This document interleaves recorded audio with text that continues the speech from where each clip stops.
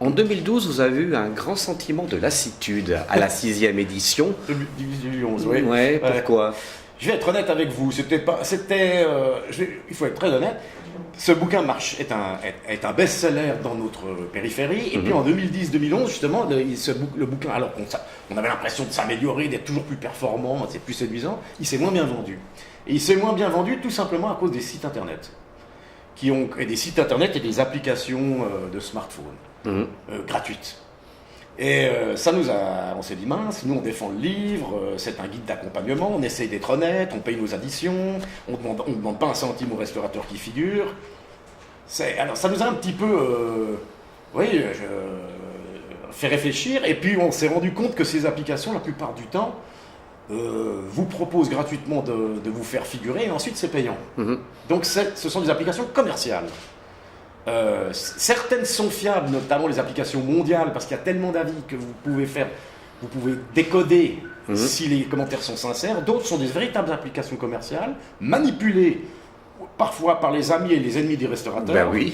Voilà. Et donc, on espère. Puis après, on avait besoin de réfléchir un petit peu, puis de souffler. Et on a dans ce livre l'apport d'une troisième collaboratrice. On allait y venir, oui.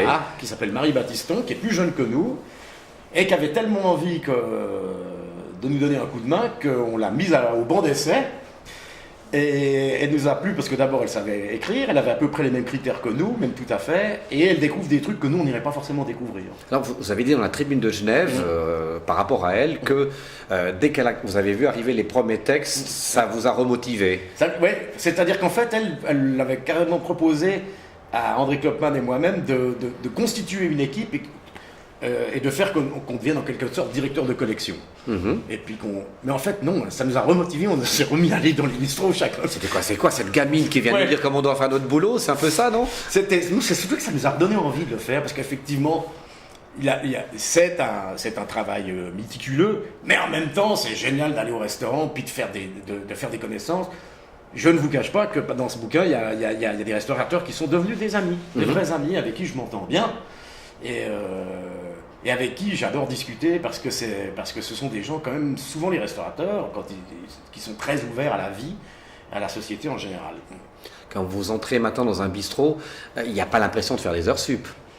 Non. Ça reste un plaisir. Oui, alors c'est un plaisir. Mais alors c'est vrai qu'une fois un guide torché, comme on dit vulgairement, publié, qu'est-ce que je vais faire? Je vais me faire le plaisir d'aller là où j'aime. C'est-à-dire que j'ai pas envie de courir les redécouvertes jusqu'à la prochaine édition. Je vais noter les choses que je découvre. J'ai discuté avec des copains, comme je vous ai dit, le bouche à oreille. Mais je vais probablement retourner dans les 7 ou 8 bastions qui sont les miens. Pendant un petit moment, je m'offre ce plaisir-là, si vous comprenez.